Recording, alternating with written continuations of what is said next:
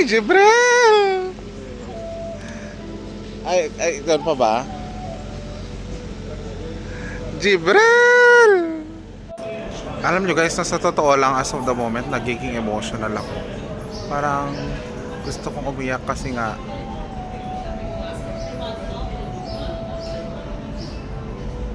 alam mo yun,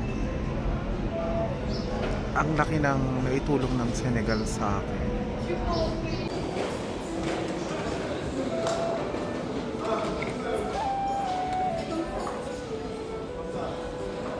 Hello mga kababayan and welcome sa aking vlog. So for today, I'm going to have my flight to my final destination. To the final. Ibig sabihin, lilipad ako papunta sa Ivory Coast, sa Abidjan, sa main center. Tapos bukod doon, meron pang isang branch na pupuntahan ko. Yun yung pinaka-final na destination ko. So kasama ko pala ang aming butinging driver na si Jibril. So yan, kaibigan ko yan, talagang very supportive friend. Oh, mabait yan si Jibril. So siya yung maghahatid sa akin pa airport. So guys, mamimiss ko din talaga ang Senegal. Oo. And I don't know if I'm still going back here. Hindi ko alam kung pababalikin pa ba tayo dito, but definitely a lot of memories have been created here. Good, bad memories. Well, everything is good naman. So the environment, it will be Ivory Coast, and definitely the excitement is already here in my heart. So I hope you are all excited din sa mga bagong gaganapin dito sa ating mga vlogs.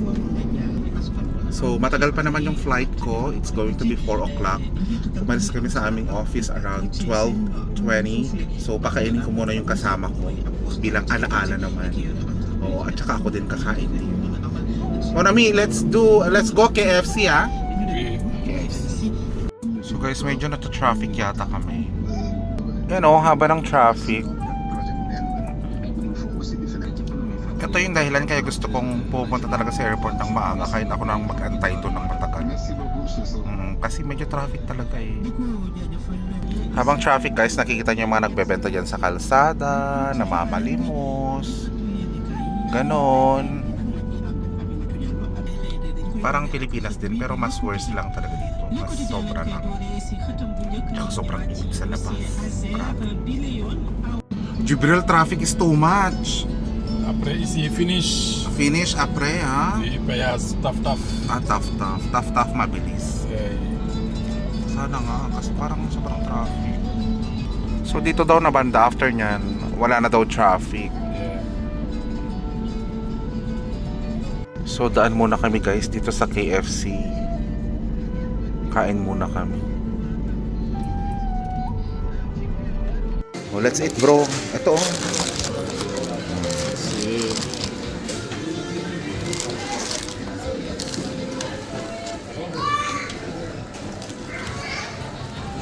Enjoy. Medyo bilisan lang namin kumain kasi mga 20 minutes siguro. Ayos na kami.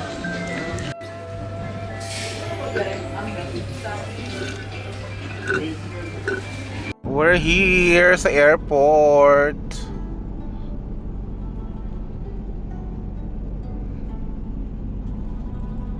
Yun yung may aeroplano. So, nakarating din kami ng tama sa oras. Hi, Jibril! Ay, doon pa ba? Jibril! Kaibigan ko kasi yan si Jibril. Ang ano niyan, ang sipag. Kamsa bien, no? Oui. Ganun. Yeah, oui. Salamat, Jibril. Oui. Okay, mon ami. Okay, bye-bye muna. Bye-bye. Bye-bye. Ciao. Ciao. So guys, andito na ako sa airport. 2 hours bago yung flight ko. So tamang-tama, mag-rush na ako mag-check-in. Kasi ongoing na yung check-in. So dito tayo papasok and then doon mamaya. So guys, done check-in na ako. Nag-online check-in pala ako. Nakalimutan ko, so mabilis lang pala yun. So dito na tayo sa immigration. Ang bilis lang guys ng kanilang immigration, napakadali.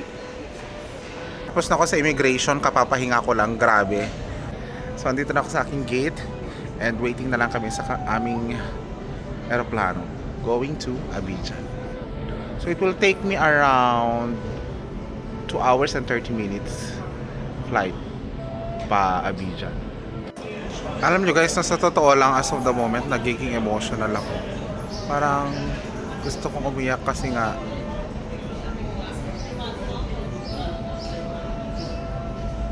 alam mo yun, ang laki ng naitulong ng Senegal sa akin. Totally when it comes to sa sa social media ko sa YouTube. Hindi ko din kasi alam kung kailan pa ako makakabalik dito sa Senegal.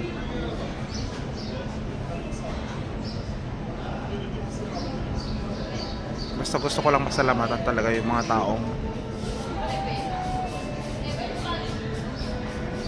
tumulong sa akin, of course, mga Pilipino, yung pakikisama nila sa akin. Kila si Donnie, kila Ibrahima, kila Ture. Doon ako nakadama talaga ng totoong pakikisama na mo yun sa Senegalisa. Well, sila sila yung mga kasama ko dyan sa Zigging Shore, sila Oliver. Basta nagiging emotional lang ako kasi matagal na naman siguro akong makakabalik dito or hindi na rin ako makakabalik. Ha? Mama, joke po. Meron naman kasi nagsalitang sa likod. Gusto ko na sanang umiyak talaga kaso may nagsalita kasi. Parang yung utak ko nakafocus sa salita nila kaya ando na yung internalization ko ng ko eh. So yun guys. Okay guys, pa-boarding na kami. Medyo marami din yung mga pasahero pero tignan lang natin kung malaki yung aeroplano mamaya. So ang flight pala na to ay Senegal to Cote d'Ivoire to Kenya pala, Nairobi ang final destination. So guys, nasa loob na ako ng aeroplano. Maliit lang yung aeroplano pala. Animan. Sa isang linya, tatlo-tatlo. Yan yung mga pasahero. Since ito ay 2-hour flight, hindi ko sure kung merong chicken, beef, or fish. Pero tingnan natin mamaya kung magbibigay sila ng pagkain. Guys, wala yata silang chicken or beef.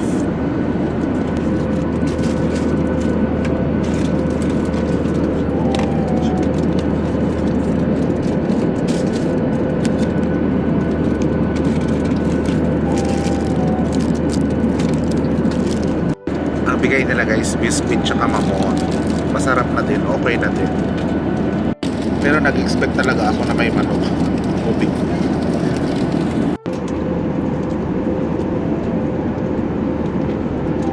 So guys, andito na kami sa Abidjan. So tingnan natin sa labas yung mga tao na nag-aantay sa atin. Ewan ko kung yung kababayan natin yung magsusunod sa akin or yung lokal. Check natin. So guys, andito na ako sa labas. Katatapos ko sa immigration. Mabilis lang immigration dito guys kasi free visa naman tayo. Oo. So, Cote d'Ivoire, free visa, 3 months, 90 days. So, inantay ko na lang yung mga gamit ko guys. Then, yung mga kasama ko, nandun na sa labas. Ito yung mga gamit. Alam nyo guys, first time in history na ganito yung nadatnan ko dito Mano-mano yung pagkuha ng pagahe as in. Grabe, tignan nyo yung mga pasahero Talagang nagbubuhat sila ng kanilang mga gamit-gamit ganun. Hindi daw kasi gumagana yata yung umiikot. So naantay ko lang sila matapos. Kasi baka maaksidente pa ako. Grabe ang hassle. Okay guys, nandito na ako sa labas ng Terminal 2 dito sa Cote d'Ivoire.